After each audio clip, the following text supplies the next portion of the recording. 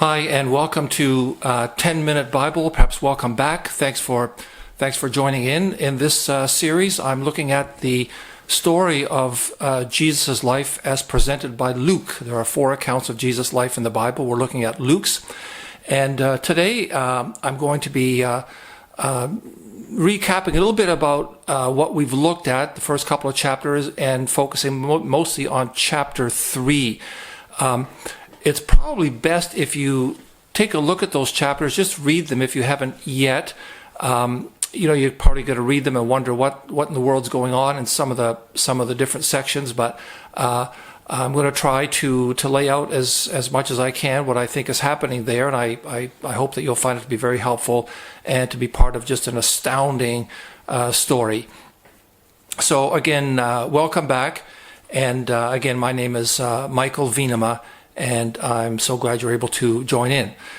So let's dive into it. A couple of quick recaps on the first couple of chapters. They present a couple of remarkable births. Remarkable births, as I mentioned in one of the other videos, are things that happen in the pre-Jesus parts of the Bible every now and then in the story of the Jewish community and the Jewish faith. And for example, there's a story of Hannah, who lamented the fact that she was not able to have a child many centuries before Jesus was born, and God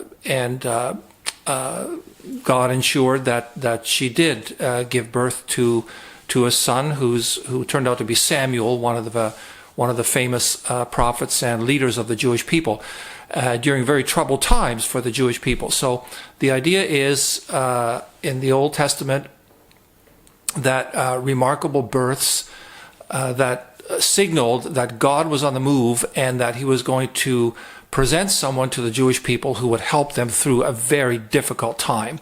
And this pattern gets repeated in the stories of John the Baptist, and especially of Jesus, whose birth is the most remarkable of all the remarkable births in the biblical stories. So again, God is on the move. So when we get to the birth of Jesus, which is the second chapter of Luke, we discover some incredible things. First of all, rulers are mentioned at the beginning of the story of Jesus' actual birth. So this is the beginning of Luke chapter 2. And rulers are mentioned partly because Luke is writing for Theophilus, who, judging by his name, and he has some kind of an official standing. So Theophilus he's a person of some influence. He may be involved in government, but he'd be aware of and interested in who's ruling at what time. So, and also this helps ground the account of Jesus' birth into the actual political and cultural and social reality of the day. So Luke is providing all this with this kind of context for the story of Jesus' birth. So during this time, any Jewish reader of Luke's story would, to hear the names of the rulers presented, would bring back memories fairly recent of the oppression of the Romans, the Roman Empire, upon the Jewish people, and how the Jewish people were in very dire straits. So in need, of someone to come forward and to lead the way forward. So the other cool thing about Luke mentioning the names of these Roman rulers is that he mentions, Caesar, Augustus, and so forth, the Roman emperor of the time. And this is an insight into what's going on, in that while the Roman political and government machinery grinds on, under its nose, something new from God is rising up. It's kind of like in The Lord of the Rings, where all these powers are at work, but they're in the Shire, among the humble hobbits, so to speak. Something starts to happen, which is going to upset the powers.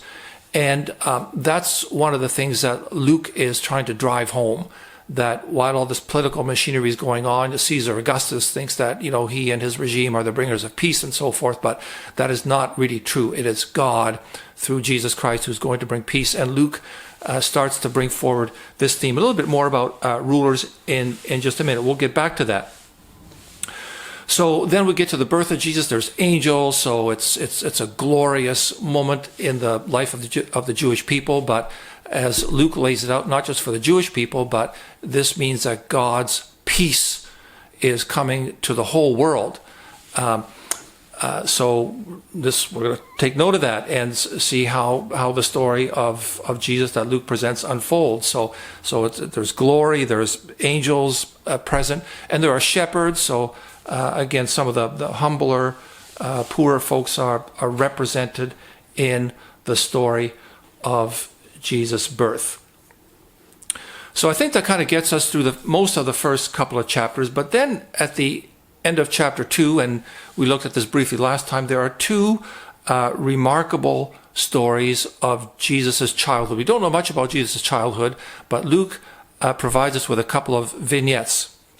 So in the first one, Jesus is only 8 days old, of course, so he's not aware of things, but he's brought to the Jewish temple to be circumcised, and this is very, very normal for Jewish kids.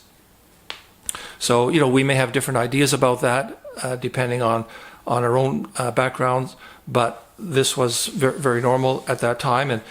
And while he's there, two people, Simeon and Anna, who are presented as devout people who are waiting for God to do something, right? Waiting for God to get back on the move to help his people.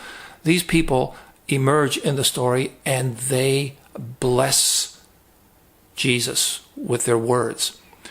Now, I think this is very important because I think Simeon and Anna, Luke presents them as the guardians of the Jewish faith, or the guardians of Jewish life. These are the people who are keeping alive hope in the promises of God. And I think this is so interesting because Jesus is not blessed by the temple authorities or by the Jewish priests or by the official rabbis, but he is blessed by the devout people, the devout Jewish people. And this theme of the devout Jewish people gravitating to Jesus and being, in a sense, the basis for his authority, or a basis for Jesus' authority, or maybe, to put it a better way, the way in which God reveals that he is authorizing Jesus, that the devout people are blessing Jesus. So these guardians of the faith, not the official leaders of the faith, but these devout, prayerful, expectant people are the ones who are blessing Jesus. So I think this is a very nice insight that Luke lays out in this first story of Jesus' childhood. The second story of Jesus' childhood is also, I think, just an incredible story. Jesus is 12 years old. He goes to the temple for the annual, Passover feast. And on the way home, so the whole village would travel together from Nazareth, where Jesus was raised. And so on the way home, the pilgrims, the travelers, it would not be unusual for parents not to be aware of exactly where their little kids are at every hour, because they're traveling as a group. If Jesus isn't around Mary and Joseph at a particular time, then that's not a problem. He's probably with his friends, 100 meters behind or something like that. So not a big problem. But they get to their rest stop and they realize Jesus isn't there. So Joseph and Mary panic. They head back to Jerusalem, back to the temple. And what do they find? They find Jesus at 12 years old holding court with the authorities, the temple leaders, the teachers of the law, the highly respected people.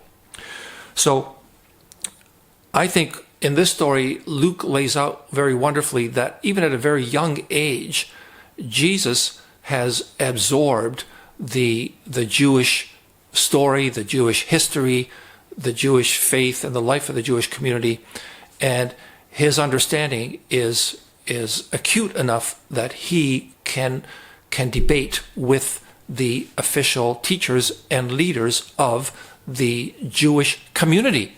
So Jesus is revealed in Luke as he's kind of a Jedi master of the Jewish tradition.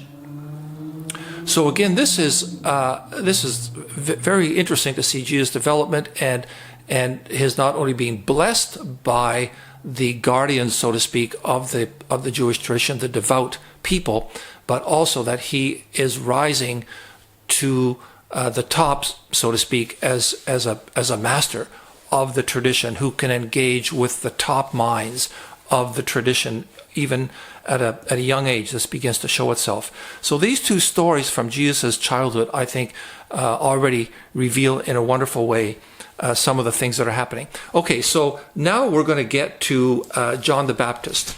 And just a couple of things about John the Baptist, and we're going to wrap up. And so John the Baptist, well, one thing about John the Baptist, and then we're going to go to the next video. But John the Baptist, at the beginning of his work, Luke also lays out who's ruling in such and such a place at such and such a time.